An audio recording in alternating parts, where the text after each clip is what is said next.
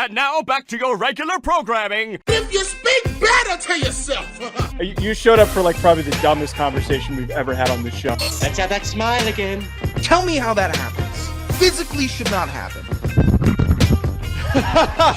Relax. If you say it Give me as well. 3 times a day, God will line it up. He's just an absolute hack, and he gets his ass kicked by the teammates every week. It's just terrible.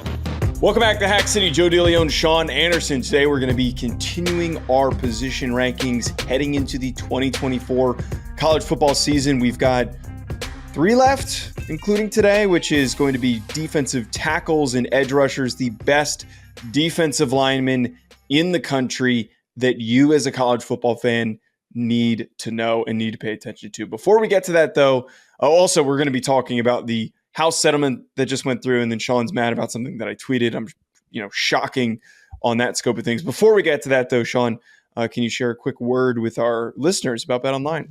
Yeah, I'd love to. Last night, Joe, were you watching that Celtics-Pacers game? I was. I took the Celtics to cover, and of course, they can't. 7 points. 7 points with the opposing team's star player out. You think, oh, easy line. That's going to hit. They're going to smoke them. No, they play like shit the whole game because they can't just win. They can't just win the game defiantly with an exclamation point. They got to let them take a 15-point lead and then wait until the last second to win by a couple of points. Yeah, I watched that game last night, Sean. 18-point lead that Indiana had. Oh, sorry. How was the weather? How was the weather in Jersey this week? It's were you same storming? As it is where were you storming last night? Was it wretched storms last night? No. Oh no. Okay. Well, let me tell you something about Northern Virginia. All right. There was, I guess, heat, lightning, and then some of the craziest thunder I've ever heard. I was laying on the couch. I'm watching Indiana dominate in the first half against Boston. Right. I'm just sitting here cruising like, just what the hell is going on here? And then it just drops. Like the volume in the house just drops right between commercial. And then the loudest crack of lightning and thunder, you just combination gets me. I go vertical out of the couch and I'm like, whoa, that just woke me the hell up. I haven't been scared like that in a long time. You know what I did? I went to BetOnline and I sniped it. Boston -1.5. Won some money at the end of it. Thank you, J. Rue Holiday, for making those last 2 free throws. Appreciated it. I stumble sometimes. Look, I got a sign from God last night that I needed to take a team, and I sniped it. And if you are sitting in your living room and you get the ever-loving piss scared out of you, that's just a little sign that says, hey, go throw a little tenor on some NBA action. Maybe a little NHL, a little baseball, whatever you need. Head to the website today. Get in on the action. Don't forget to use promo code BELIEVE for your 50% welcome bonus on your first deposit. BetOnline, the game starts here. And also, make sure you put your futures in. We're getting close, man. Those odds are going to move. People are going to start doing their real, picks and analysis and stuff. And you don't want to miss out on the opportunities to get good lines. The lines haven't really changed yet. You don't want to miss out on that. We're going to be doing some more of our conference picks, some of our other betting futures. So make sure you're subscribed and you don't miss out. Also, drop a comment below. Thoughts on the settlement case, thoughts on your favorite defensive tackles in college football. Let us know below, as well as hitting that like button. Sean, I want to start before we get to the defensive tackles by discussing the House case. For those that haven't been caught up, and I think that the general, based on the reaction especially, the general college football world has not been paying close attention to this. I don't want to go into the minutia and the details of the lawsuit because as much as I've been tracking and following this, it's still a little bit over my head. It's still outside of my scope of understanding of how this stuff works. It is very nitty-gritty, boring lawyer talk BS. And also very nitty-gritty, boring investigative journalism BS. That's not what we're going to talk about. The settlement is agreed upon by the power conferences as well as all of the other Division I conferences agreeing to pay back pay to college athletes, particularly football and basketball, in order for the fact that they missed out on those opportunities. The biggest part to this that I want to cover, Sean, is that in order for this to go through, there had to be framework built out for the future of how are athletes going to get paid? How are they going to get a revenue share? And more importantly, it allows for schools to establish a certain portion of their money going towards their athletes with a direct NIL payment. It is going to be about $20 million, which I believe that number can progressively go up over time, but $20 million up to that amount, basically cap number, salary cap number that all of these schools have to pay their rosters and to pay their athletes. A lot of things going on with this. I personally believe, Sean, that this is the biggest step forward for trying to create more parity, for trying to create more centralization, more mechanisms for the NCAA and these conferences to police what has been, as the cliche has been throughout this, the Wild West. We needed something like this, and there's a lot of people pissed off that this settlement went through and that athletes are getting paid, because I don't think they truly understand what everything was that's been going on over the past few months with these discussions. Yeah, it was a mess that they were trying to rectify, and I think it's supposed to be a 4% increase every year to the we'll just call it the cap. And the interesting thing about the cap in quotes, if you're an audio listener, is that it's averaged out between the 69 power schools is just, I guess, what we'll call them. Ross Dellinger had a great breakdown, read his article on it. That's where I'm stealing the numbers, obviously. But it does not include donations when they're breaking down the 3 out of the 4 variables to determine the 22 million. It doesn't include donations. That is the X factor here. Them trying to skirt around Title IX. They've been trying to skirt around Title IX forever, and the NIL collectives, I guess, are just now used as a deflector also in addition to the donation buoy. So if you're mad about anything after this, with athletes being paid, get mad at the collectives, not, I guess, this system or strategy, because it looks like they're trying. After reading it, I say, I can understand how you got here. You're factoring the TV numbers, you're factoring attendance, ticket sales, like seeing it in front of me, I can track that. But the stuff you're not going to be able to track unless there's some congressional, hey, every athlete needs to start, inputting their revenue into this database from the actual NIL stuff, and then we could shake it out and see how successful NIL collectives are versus just booster donations. If you are one of these people that just has blind rage towards athletes being paid, project it towards the collective. If that's where you're going to go with it. Don't project it towards anything else, because it looks like they're trying to be a little bit progressive with athlete compensation, which I support. And I feel like this is just going to be another thing where all the big news gets caught in the mud and people just stay on headline topic A, which I don't want to happen. It shouldn't. Well, that's literally what happened, is that people read the headline and everyone just started firing off tweets. The same thing with the private capital headline that came out, which I do want to talk about at some point, man. I still, and I know people hate this take with the private capital thing. This is purely for memes. Like, this is purely for how funny it would be. I just want one team to be funded by some Saudi Arabian independent out of investment fund. I want all of them, there's the Redbird Capital and the Weatherford Capital that are like the main ones that in this. But it would be really goddamn funny if Indiana is just getting bankrolled by some dude in Saudi Arabia who's like, let's see if we can win a national championship and see what the return is. Because he watched the Hoosiers when he was a kid, and then he's like, oh, now I can. Why not? Yeah. Let's just go on and do this. I get it. There's appeal, but when you start adding all money and lawyers and Congress and government involved in this, it's going to be way more confusing for the regular person. So I think our role is to tell you, if you're mad about this, who you should be mad about, what you should be mad about, and then if you're not mad about it, why you shouldn't be. You shouldn't be because now more scholarships are coming into college athletics. That's a good thing. More athletes on scholarship, less total walk-ons, and if we have to use some Title IX balancing, okay, more scholarships going to women's sports also. That's a good thing. Don't get totally mad at this whole Congress appeal everything. Don't get mad at it, because there are some silver linings that are good.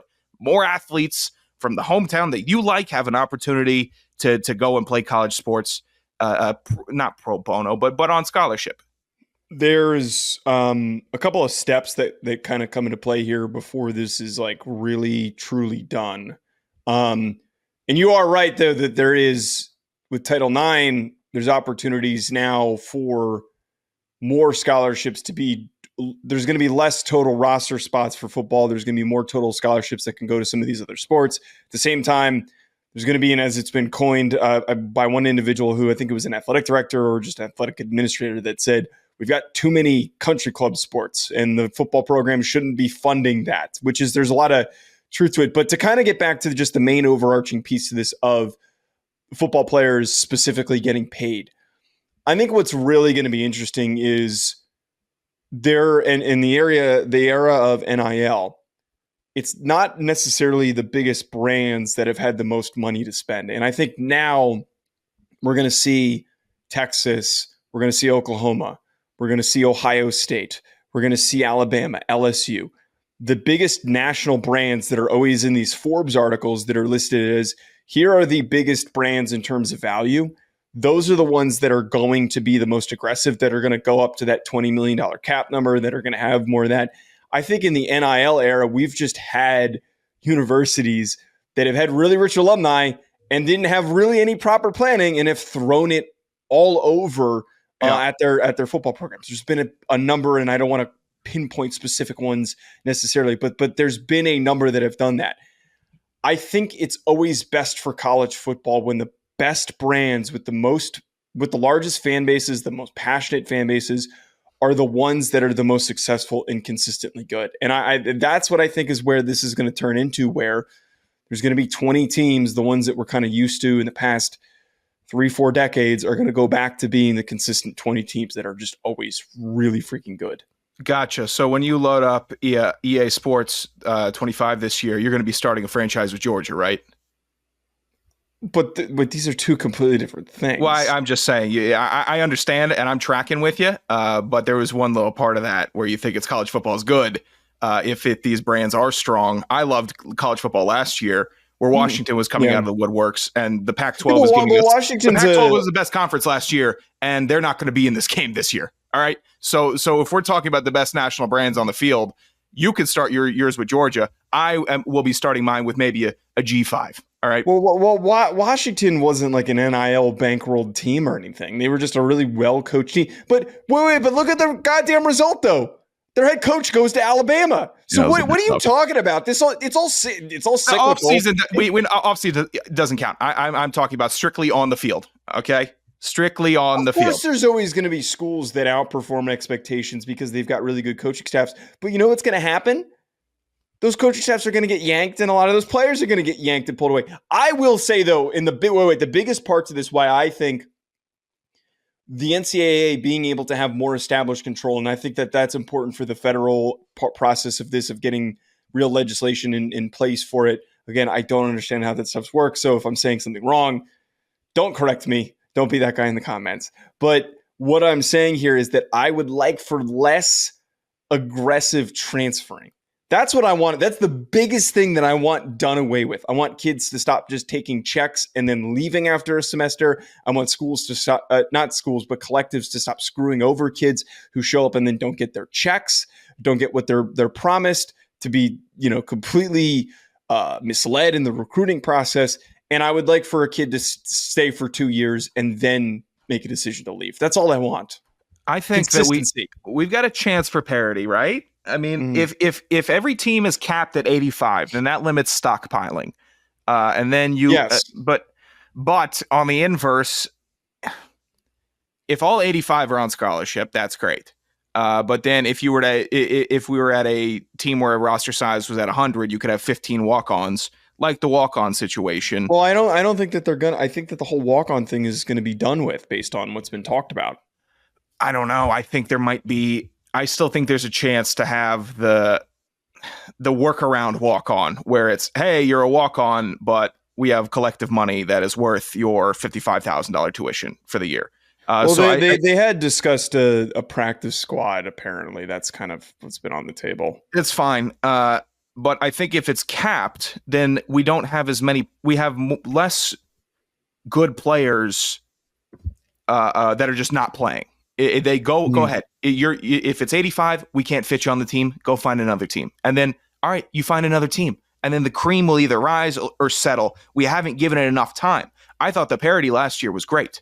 We keep on changing it before we have a chance to see if the parity is actually level or not, and then we have you saying, "Oh, let's just ramp it up to the 20 teams already." Wait. I'm not saying that. Hey, let's immediately get the Super League thing going. That's not what I'm saying. I think that like what Ohio State doing this offseason, that's exciting for me. Yes, I agree. What Oregon's doing right now, exciting. They're spending a lot of money. I do think, though, the one thing you also brought up here, the stockpiling of talent is something that's never talked about. That has to be one of the most annoying things that happens in college football, where why do you think guys want to transfer? Worse. I'm not playing, but I can play. Why am I just being held on this team? Don't get stockpiled then. Go ahead. But there needs to be time to actually let them, you got to work through it. I like 2 years. Yeah. 2 years, you figure it out, then maybe you move. Yeah, but there's a lot more that still needs to come into this, and we'll see. But I think you and I are on different ends of the spectrum here. Sean, let's get to talking about our top 5 defensive tackles and edge rushers, top defensive linemen for the 2024 college football season. I'll let you start off first here. Who is your number 5 defensive lineman? I hate when you make me start because then it's like auto critique, and then he's at 5. He wasn't in my top 10. Well, don't say stupid shit. That's not that hard. Is Ashton Gillette at 5 a stupid pick? Gelati, yes, it's a terrible pick. No, it's a good pick. His pop and power is nuts. His size is great. He can play in and out. He will dominate attack. He will dominate, Joseph, a tackle that is sleeping on him. He will dominate a guard that thinks he can out-muscle him. I like him. I like what he brings.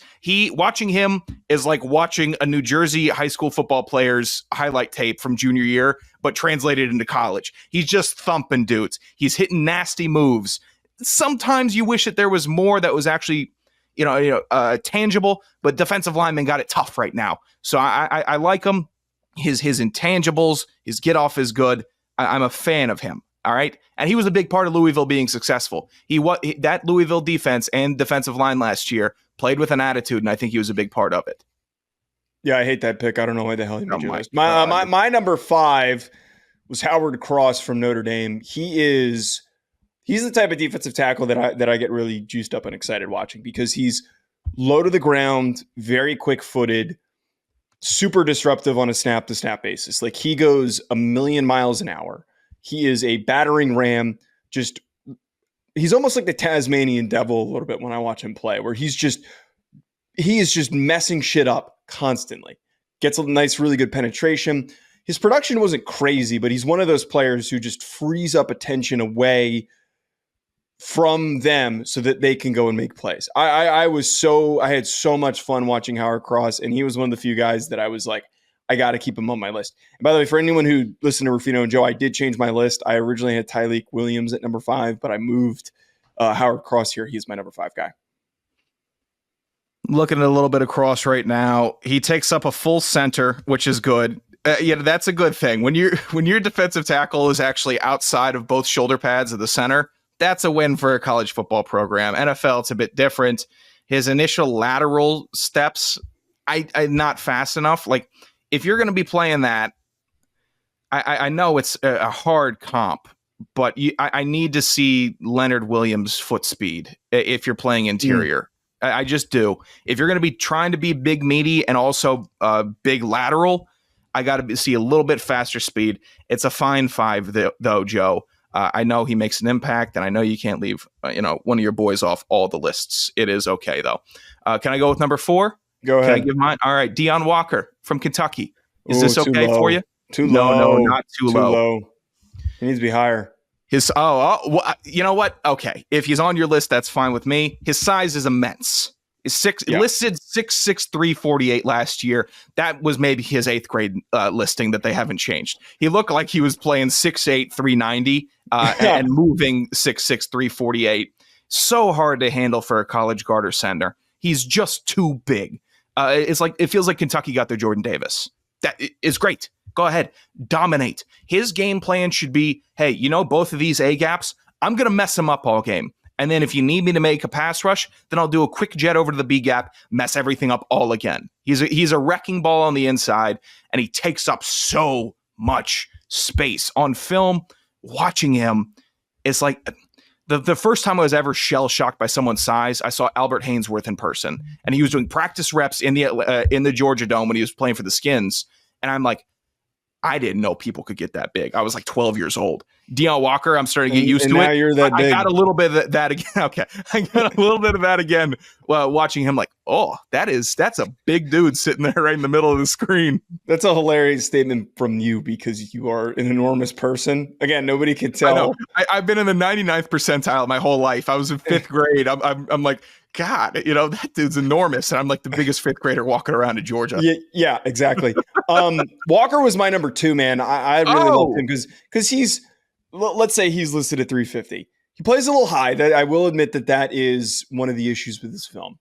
But God, man, they do not make dudes who can move like him. Guys are not supposed to move the way that Deone Walker moves, man. He is unbelievable. He's got that little spin move that he hits that just it just needs a little bit more polish. He's still just, it's so much size. It's like watching Deone Walker's almost, it reminds me of like, when you see these like 7'1" high schoolers that are like sophomores and they got no weight on them. It's like, oh, you should just dominate. You should just go and dunk and run and jump. You can't control all that size that easily. It takes a while. Walker, though, if he keeps on polishing and gets control of the size, that's going to be a problem. I think with him, he's kind of an oxymoron in a way because you expect him to be Jordan Davis, run through a dude's chest every single play. But he anchors well against the run, and I think he tracks down in the football well. But the bull rush is there.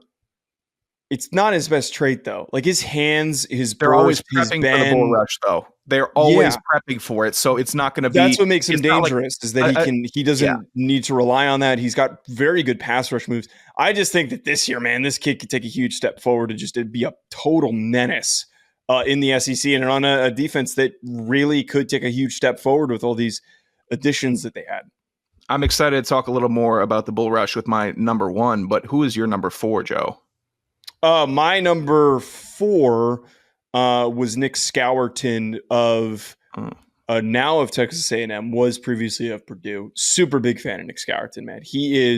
Caught him at Purdue early last year, made note of him, and was thinking to myself, man, this is going to be a first round pick, top 15 pick. And I broke down his film second time this offseason a few weeks ago, and I am very much in that camp on his grade. He is a wrecking ball. He is one of those guys who plays like he's going into a fight every single rep. Talk about a spin move. His spin move is very, very explosive. His hands are powerful. He rips through blockers. He closes down and finishes very, very well. And he was also extremely productive playing for Purdue of all places. I think at Texas A&M playing for Mike Elko, his production is just going to skyrocket. Not saying he's going to get 20 sacks, but we could see a 12, 15 sack season from him, and he could be easily in that conversation as a top 10 pick. That's fair. I had Scourton at 3. Nice segue. He is a problem causer. He's enough to demand the attention and big enough to still win reps. Let me tell you about the spin move in college, Joe. I don't know how much time you spent over with the offensive line and defensive line at one-on-ones. No. Not everybody is allowed to use a spin move. Freshmen really aren't allowed to use spin moves, and sophomores, unless you're a dude, probably not really using a spin move. A spin move is like the most trusted defensive lineman move, where if you're pulling it off in the game consistently all the time, that not only tells me that you believe you can win with a spin move, crucial, but your coach is letting you go out there, spin like a madman. If it's a pass rep, go ahead. If you think you can win that spin, you got it. You're good enough. That is a level of trust that not a lot of college football players get. It's an NFL move. to really do it effectively. And if you're repping it out like this in college, it lets me know that Scourton is on the right path. I really like it. I'll watch way more of him this year than I do next year, or than I did last year. It's interesting. It's really interesting to see someone actually using that tool, because normally it's a quick chop, work all the moves, show all the moves on film. But if you're trying to become an elite spin move artist and a college coach is letting you do that, impressive. Very impressive. He reminded, this isn't a comp, but the way that he plays, I do remember like 2-3 years ago, we talked about Ellerson Smith and how it looks like he's like getting into a fist fight every single rep. Yeah, that's what I get with Nic Scourton. And I think that, God, he's just so fun to watch. He's one of those guys that just get so excited watching. That was your number 3. Did you give your number 3 already? No, my number 3 now. Okay, I'm tracking here. My number 3 was Mason Graham from Michigan. Super duper flexible, man. Like very, very flexible. Very, very easy power. Rare athlete for just that space eating, hole clogging one tech that you get in the NFL and in college football. He can move. He can really, really plant and keep offensive linemen, especially double teams, from driving him out of his spot. And I also think that the production's not necessarily there because a lot of attention was sent his way. But I really think that he's got it in his bag to learn and to become a productive pass rusher. I'm not saying he's going to be like a 10-sack guy in the NFL, but I could totally see that being an added piece to his game. Top 10 pick, man. He is a tremendously impactful player for that Michigan defense. I hate how much we're on the same page with these lists. I had Mason Graham as my number 2 defensive lineman.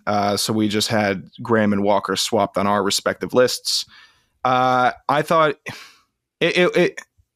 Graham is a challenge because he thrived in an immaculate defense. Everybody around him was doing their jobs. Harbaugh had that Michigan defense last year, coached incredibly well, disciplined. They didn't hurt themselves. Typically, Joe, in defenses like that, who shines? That's a defensive, a sleek edge rusher. It's a linebacker, or it's a top corner. And then they had plenty of that. It's rarely the interior defensive linemen that are shining, making the plays. That tells me that his impact supersedes the scheme, and that if he's working in a defense where everyone does their job, where does everyone do their job, Joe? The NFL. Then he's going to thrive. So seeing that correlation makes me more excited about Mason Graham than when we left the season. I thought, wow, this guy's good. He had a really big impact, but this defense as a whole, they were great. I mean, they had linebacker everybody. And then you start breaking it down. You're like, why is he making so many plays? He's a defensive tackle. In this, he's supposed to get 5 tackles a game, maybe combined for 1, maybe a tackle for loss, force fumble once every 3 games. Dominating. So many TFLs, so many impact side-to-side tackles that keep first downs from going. I'm really big fan of his going into this year. Very cliche to say, but he was a wrestler, if you couldn't tell. Yeah. It's typical cliche when we talk about these guys that are scrappy, flexible, play through the lower half of your body. He's not going to play you too high. He just understands leverage, and you can totally see that, man. I get so excited watching guys like him and Deone Walker. So that means we've both revealed our 3s and our 2s because Graham was your number 2. That means we both have James Pearce Jr. from Tennessee as our number 1, correct? Yep. James Pearce Jr. has to be one of the most natural edge rushers that I've watched recently. He is going to be in the running for the first overall pick, as he should be. There's not going to really be a quarterback unless there's a big riser like a Cam Ward throughout this process. I could totally see James Pearce Jr. being that first overall pick. When I talk about the naturalness, there's still progression that I think needs to happen. I also think that a little more weight needs to be added to his frame. But other than that, like I watched him, I'm blanking on what the name of his pass rush coach is, but his pass rush coach worked with Lietu Latu. He worked with a number of just recognizable big name NFL stars. But the fact that he's working with Latu's guy, who was known for being a technician, is just a quick signal to me that the guy who was winning with flexibility and athleticism in some moves is going to take a massive step forward this upcoming year. I'm ready for him to go from being one of the best edge rushers in the SEC, like a top 5 edge rusher in the SEC, to being the best clear-cut, no doubt, no question, defensive end in the country. I think he's going to have a Will Anderson type year. I think that is the trajectory that we're on with James Pearce Jr. James Pearce Jr. is the number one because that's the smart play. Why do we worry though? Because we've seen the guys be like this, that are uber gifted at the defensive line, that are super polished. They have the NFL body. They have the NFL move set. You can't always spot a flaw. I like being able to spot a flaw. James Pearce Jr. makes me worried because of how polished he is. I don't know. Well, I don't know what one that flaw what is that I that? find is just got a very lean. He's not underweight. He just got like a really lean frame. You know, But he's just a little thin. He's still so strong, Joe. Yeah. He wins with the bull rush. At that size, at that body composition, winning with the bull rush, not just winning with the bull rush, dominating with the bull rush, dominating with the speed. So different. The Deone Walker bull rush is different because you have to calculate it forward every time, and then you're going to chalk up your losses and hope you're sliding the right way when he decides not to bull rush. James Pearce Jr. sitting on an island with him is a nightmare. It is a total abject nightmare because he can beat you on the outside with speed. He can beat you on the inside with a cross chop or just a quick rip and speed. He can bull rush you, put you on your neck, and then he's still long enough where he can grab a quarterback. If you're how do you scout Doc Ock playing defensive line? You can't do it. So it makes me nervous when I can't fundamentally say, why wouldn't he, what could he improve on? I don't know. The film looks great. Maybe I just need to not overthink it like some of these scouts and just appreciate how good he is as a player. I get worried though when it's too good to be true. Sometimes it is. All right. Well, then is going to close out our top defensive tackles and edge rushers. Drop a comment. Let us know what you think below on the lists. Before we get out of here, though, Sean, you're mad at me about something I tweeted? I don't know why you did this. I understand that you're going to tweet about this college football game that's coming out, right? Yeah. That's what you're going to do. You're passionate about it. You should tweet about what you're passionate about. I like tweets that I'm passionate about, and I send out bad tweets about things that I like also. So I'm not actually, I'm not critiquing you about tweeting about the EA football game, which they had a post. I guess it was from College Football Network at CFN 365. And they were talking about some EA Sports players that we missed and we didn't get to play with in the game. Notables like Lamar Jackson would have been fun. Baker Mayfield would have been fun. Playing an EA Sports game with Saquon Barkley in it would have been fun.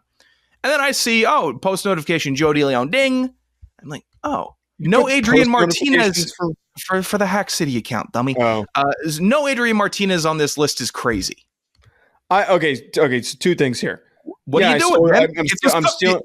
I'm stealing your bit, obviously. Okay, there's two things here. One, immediately I'm thinking, all right, who's like somebody that'd be really stupid to say that really wasn't that good that would be a good bit. Number two, that post was out for a day. You had a day. You had one day to do your bit, and then it was the grace period was gone. I was doing my bit.